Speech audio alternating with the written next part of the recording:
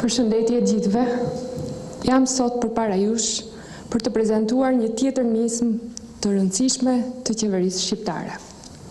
Sot njoftojmë zyrtarisht çeljen e konkursit ndërkombëtar për logon, sloganin dhe strategjinë e re për të promovuar Shqipërinë. Nisma e iniciuar nga 3 ministri. Ajo e zhvillimit urban dhe turizmit, Ministria e zhvillimit ekonomik, tregtisë dhe sipërmarrjes dhe Ministria e Punëve të Jashtme, gjeti mbështetjen e kryeministrit dhe të gjithë qeverisë. Konkursi që ne shpallim sot për brandimin e Shqipërisë synon të promovojë imazhin e ri të vendit tonë.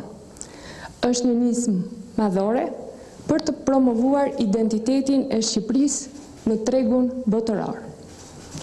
Kjo nismë është konceptuar si një projekt i cili do të ndryshojë rrënjësisht imazhin e vendit në mënyrë tjetër që reflekton energjinë dhe vitalitetin e popullit tonë, potencialin e madh për zhvillim, traditën e mikpritjes, kulturën e pasur dhe trashëgiminë e jashtëzakonshme historike, vendet dhe peizazhet e mrekullueshme.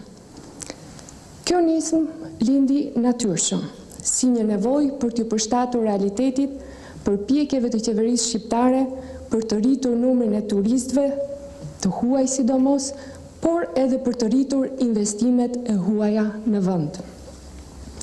Ne synojmë të lançojmë një imazh të ri të Shqipërisë dhe të potencialit të saj turistik, një port hyrëse për investimet e huaja në rajonin e Ballkanit, një Shqipëri faktor stabiliteti, sigurie dhe paqe në rajon, për një Shqipëri europiane, një Shqipëri të gjeneratës tjetër. Ftojmë të gjithë të interesuarit, kompani ose individ, vendas apo të huaj, të paraqesin propozimet e tyre për logon, sloganin dhe strategjinë e promovimit të Shqipërisë në tregun ndërkombëtar.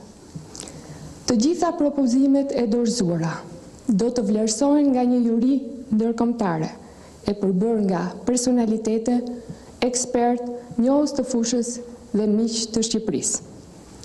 Aplikimi do të kryhet përmes faqes online nextgenerationalbania.info, ku do të shpjegohen në detaje hapat e procesit. Konkursi ndërkombëtar do të zhvillohet në 2 faza.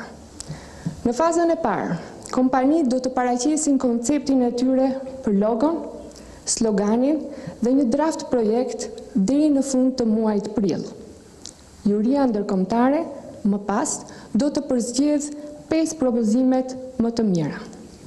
Në fazën e dytë, 5 kompanitë më të mira të përzgjedhura nga juria do të paraqesin propozimet e tyre dhe paketën e plotë në datën 16 maj në një aktivitet të hapur për media dhe publikun, ku do të ndiqen drejt për drejt prezantimet e përzgjedhura.